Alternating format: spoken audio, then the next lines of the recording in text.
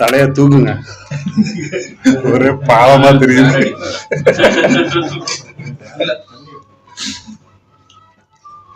நானும்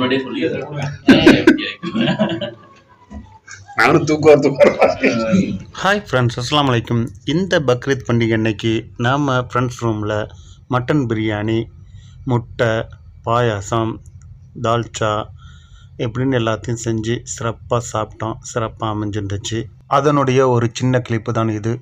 thanks for வாட்சிங். பாய்.